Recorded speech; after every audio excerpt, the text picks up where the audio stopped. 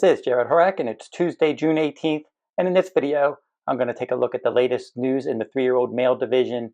Now, I'll be doing these updates all summer, and I did one last week, and you can watch that one on my YouTube channel. Then I'm also going to be doing later this week an Ohio Derby handicapping video. I'm going to go through the field, give out my tough choice and wagering strategies. So stay tuned to my YouTube channel for that video. And I'm going to begin this video by recapping the Pegasus Stakes, and that was run at Monmouth Park on Saturday, June 15th.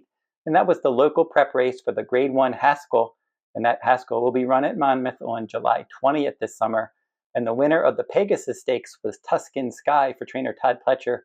And he's one that I've always liked. He won his first 2 starts, and then he was 7th as my top choice in the Grade 2 Wood Memorial. He didn't run his race that day. But then in the Pegasus, he was able to bounce back and run a quality race. He broke from the inside post. He was adding blinkers.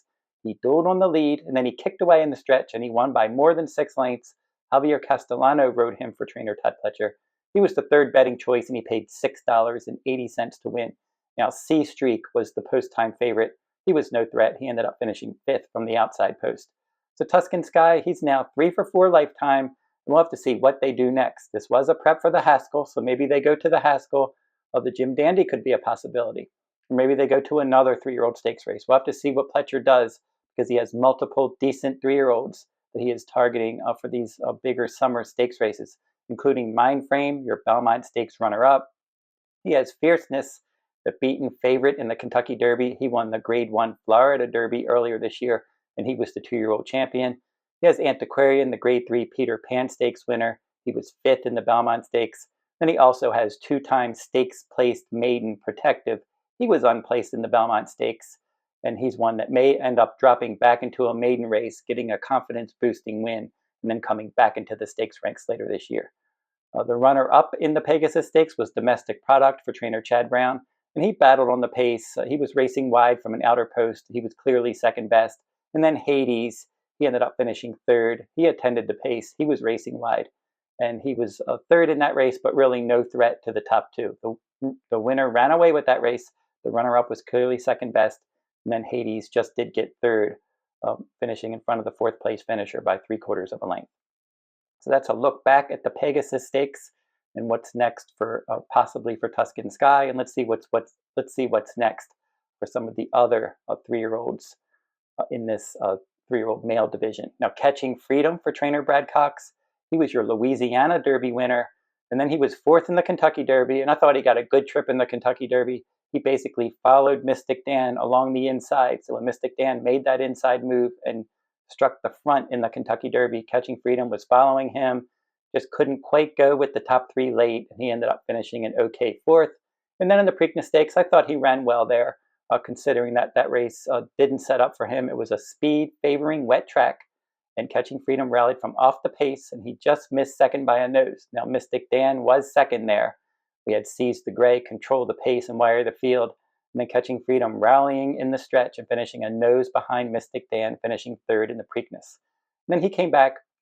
He worked 4 furlongs in 49.60 seconds at Churchill Downs on June 8th, followed by a 5 furlongs in 59.60 seconds, 8th best of 31 in his last workout. And then his next start is in the Ohio Derby, Thistledown, on June 22nd. So he's running this Saturday, and I already said I'm doing a video for that race, so stay tuned to that. And he's the morning line favorite also in the Ohio Derby coming up. Now, Dornoch for trainer Danny Gargan. Danny Gargan recently stated that he has 3 races in mind for Dornoch, your Belmont Stakes winner.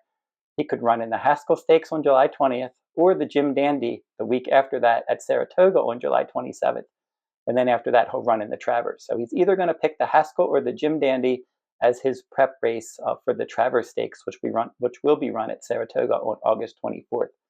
Now, Fierceness, they were considering the Belmont Stakes for him. He worked 4 furlongs in 50 seconds flat at Saratoga on May 24th.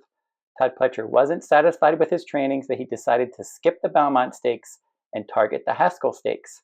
And he returned to the work tab on June 14th, 4 furlongs in 50.89 seconds, 13th best of 18 workouts at Saratoga on the dirt training track. That was Fierceness's first workout for the Haskell. So we'll have to see how he trains up to the race and if they decide to go in that direction. As I said, Pletcher has multiple 3-year-olds, so he can swap them around depending on how they're doing in their morning activity leading up to these big races. Now, Sierra Leone, for trainer Chad Brown, the Travers is his major summer goal, and it's still possible he could train up to that race. But recently, Chad Brown stated that he is being considered for the Jim Dandy Stakes. So we'll have to see if Sierra Leone does prep in that Jim Dandy or if he goes right into the Travers. Either way, he always runs his race from off the pace, and expect him to get involved in the stretch regardless of how the race shape and how the track condition is, because he's one of those horses that just always shows up and runs a quality race. Batten down for trainer Bill Mott. Now, he was one that was considered for the Belmont Stakes, and if you watched my Belmont Stakes news videos leading up to the race, I mentioned multiple times that they were considering running him in the Belmont, but Bill Mott ultimately decided to take a more conservative approach.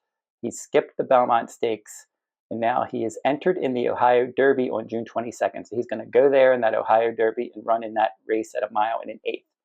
In his most recent workout, 4 furlongs and 49 flat, fourth best of 50 at Saratoga on the dirt training track, and that was on June 17th. So Batten down is one that he has a lot of upside, but the Ohio Derby will be his first start facing winners. Now, Prince of Monaco for trainer Bob Baffert, he's one that's not a two-turn horse. He's going to run in the shorter races, and he made his much anticipated return in the Grade 1 Woody Stevens Stakes at Saratoga on the Belmont Stakes undercard. He was a troubled second. I picked him as my top choice. Didn't have a great start. Tried to rally wide. Speed favoring track. He ended up just finishing second, beating a half length. Good effort off a layoff there. That was his first start since finishing fifth in the Breeders' Cup Juvenile last fall.